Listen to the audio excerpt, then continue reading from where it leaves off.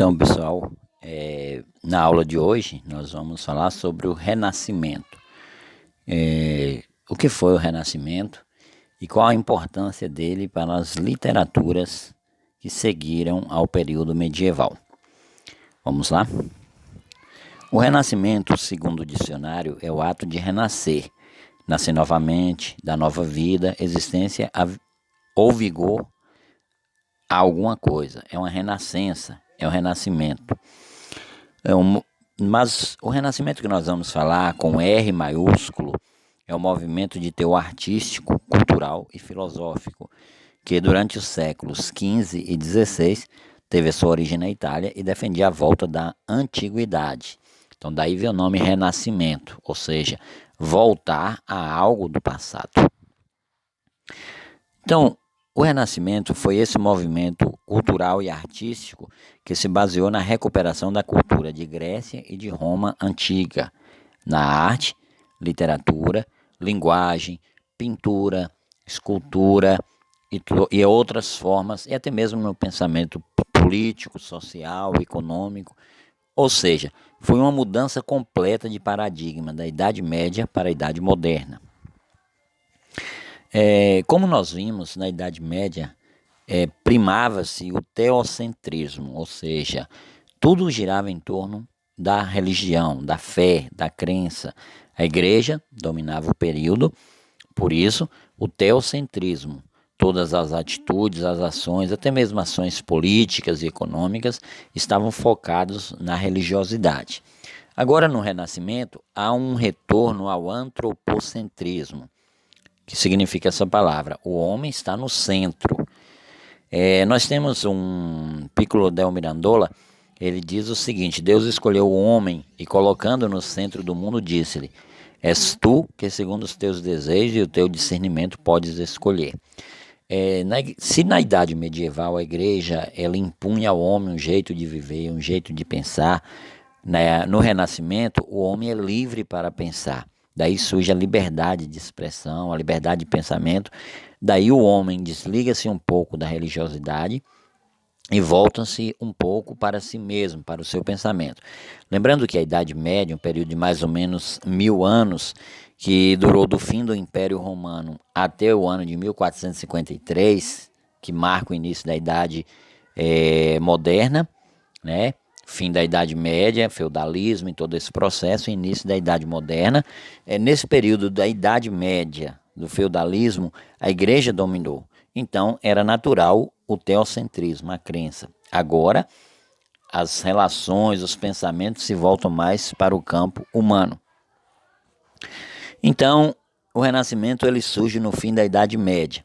Como vocês podem ver nessa figura, aí o feudalismo, o senhor feudal, a pirâmide onde tinham os nobres, no topo da pirâmide, o clero depois, os servos burgueses na base da pirâmide.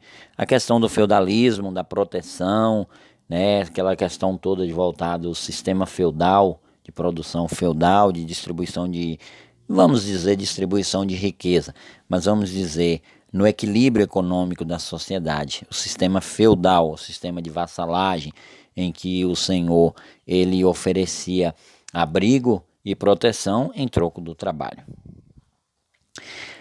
Aqui nós podemos ver duas imagens. A do canto superior mostra uma imagem do Renascimento. A do canto inferior mostra uma imagem da Idade Média. Por que essas duas imagens? Em que elas se confrontam? Se vocês perceberem bem, a imagem do canto superior, que é do Renascimento, ela trabalha mais com a perspectiva, ela tem mais lógica, mais proporção matemática. A do canto inferior, a gente vê que a casa é pequena para as pessoas. Por quê? Porque na Idade Média não tinha essa ideia de perspectiva, essa ideia de proporção, mas simplesmente a questão do retratar a imagem. Além disso, a gente vê também um foco maior na realidade na imagem de baixo, que é da Idade Média, ou seja, período dominado pela religiosidade. Agora nós vemos a arte se transforma, e quando falamos em artes, aí nós vamos englobar literatura, escultura, poema, que entra literatura, poema, prosa, nós vamos ver também a questão da pintura, nós vamos ver a questão também, até mesmo as questões políticas, da arquitetura, enfim, tudo transformado. Nós temos dois quadros, o primeiro e o segundo são quadros, e o terceiro é um detalhe de uma escultura Pietà, né, que representa a piedade, seria esse. O do meio, o famoso Mona Lisa, de Leonardo da Vinci, nós vemos que as técnicas se tornam mais realistas, mais próximas da realidade, né, que não era tanto na Idade Média. Também o desenvolvimento da pintura a óleo, podemos ver, ela ganha vida, as tintas ganham mais vidas, mais brilho, né, mais qualidade. Vemos aqui o teto da Capela Sistina na Itália, pintado por Michelangelo, né? Italiano Michelangelo. Todo o teto da capela todo adornada com imagens, marca o período do Renascimento. E aqui nós temos um quadro comparativo que depois vocês podem ver com mais detalhes.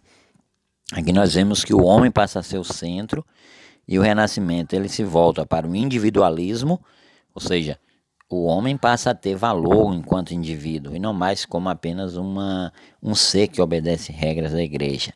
O lado do humanismo, ele privilegia mais as questões humanas, e o lado clássico, porque se ele retoma o passado de Grécia e Roma, há uma valorização dos clássicos, né? E aí acontece uma série de coisas, de eventos que marcam a história mundial, como vocês veem, a reforma, contra-reforma, enfim, e outras ideias.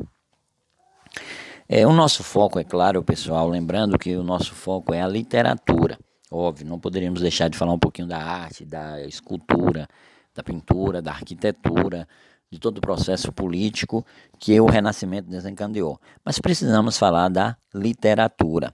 Foi a partir do Renascimento que a literatura ela ganhou mais destaque, mais brilho, mais desenvoltura. Lembrando, é claro, que é um modo de pensar mais humano, mais desligado da religião. Nós temos nomes que se destacaram, como Dante Alighieri, Giovanni Boccaccio, François Rabelais, Luís de Camões, português, né? Miguel de Cervantes, famoso escritor de Dom Quixote de la Mancha, William Shakespeare, famoso dramaturgo, poeta, né? O que escreveu Romeu e Julieta, Hamlet, entre outros famosos. Uma coisa que marca também, logo no início do Renascimento, da Idade Moderna, é a imprensa.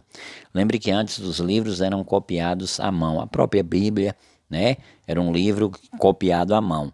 Com a imprensa inventada pelo alemão John Gutenberg, no século XV, né, 1400, por exemplo, em 1455, ele imprimiu a Bíblia, foi o primeiro livro impresso. Aquilo foi uma grande novidade e isso facilitou a divulgação das ideias, porque agora um livro não demoraria tanto para sair, para ser editado, né? Em questão de tempo, claro que não igual hoje, mais demorado, mas para aquela época era rápido. O livro ele ganhava mais vida, mais agilidade e com isso divulgava mais os ideais do Renascimento, da cultura renascentista. Temos imagens aqui de representantes, né, do Renascimento, da literatura renascentista, que vai aí no século XIV, XV e XVI. Luís de Camões escreveu os Lusíadas, famoso poeta português, um dos maiores poetas portugueses. Dante Alighieri, autor da Divina Comédia. Maquiavel, aqui nós temos O Príncipe, livro que trata muito da questão política, questão filosófica. Temos aqui o famoso Dom Quixote de la Mancha, de Miguel de Cervantes, que é uma crítica à Idade Média, né, do cavaleiro Dom Quixote, que queria viver o passado e se dava sempre mal. Gil Vicente, dramaturgo português, que escreveu brilhantes textos teatrais, como O Alto da Barca do Inferno, dentre outros, e outros nomes. É claro que não citamos nenhum brasileiro, lembre-se, o Brasil, os portugueses chegaram ao Brasil em 1500, então não se fala ainda em literatura brasileira. Em síntese, no Renascimento nós temos valores como antropocentrismo, foco no homem, individualismo, quer dizer, o meu modo de pensar, o meu modo de agir, classicismo, valorização do passado clássico, naturalismo, que é uma forma de se enxergar, uma forma diferente de enxergar a natureza, de buscar leis na própria natureza.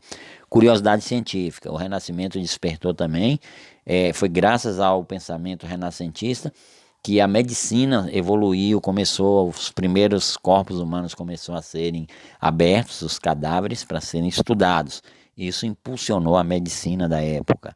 E também, principalmente, o espírito crítico, porque o Renascimento criticava, né, abria espaço para críticas à política, à sociedade da época. Ok? Você sabe responder? Vamos a um teste rápido. Em que século se deu o Renascimento? Se deu, ele começa século XV, XIV ou XVI? E a resposta é século XIV. Se vocês observarem, pessoal, na verdade, 1453 é o século XV, mas o Renascimento já vinha acontecendo antes, como se fosse uma moda, né? A gente sempre fala assim, como se fosse uma moda, e aí, quando ela estoura, é porque alguém já estava usando, e aí até ela ganhar força, né, e dimensão para atingir a todos. Mas começa no 14, ele se desenvolve mais no 15 e vai se dissolvendo até o 16. A principal atribuição do Renascimento foi o quê? O teocentrismo, o antropocentrismo ou o zoocentrismo? E a resposta é antropocentrismo. Lembra que a gente disse? Na Idade Média era teocentrismo porque os homens eram mais religiosos, né? A igreja dominava. No Renascimento, a igreja perde esse poderio e o homem ele vai então focar em si, nas suas relações, no seu potencial, daí antropocentrismo. Em que cultura o Renascimento busca inspiração? Na cultura egípcia, na cultura oriental ou na cultura greco-romana? E a resposta é greco-romana, ou seja, passado de Grécia e Roma, que já antes de Cristo, 3 séculos antes de Cristo, já faziam brilhantes esculturas, pinturas, tudo focado no homem, nos detalhes, na realidade. A igreja deu uma silenciada nisso por mais ou menos 1000 anos, que foi a Idade Média, e depois o Renascimento volta buscando esse passado. Ok, pessoal? Então é isso, essa nossa aula, o Renascimento, as bases para as literaturas que virão, como humanismo, classicismo, quinhentismo, até mesmo o barroco, que vai ter essa tendência um pouco do Renascimento. O Renascimento, de forma geral, foi uma grande influência na cultura mundial, na filosofia, na arte, na pintura, na escultura, na literatura, no modo de pensar, no modo de agir de toda a sociedade. Mas por hoje é só. Até a próxima e fiquem com Deus.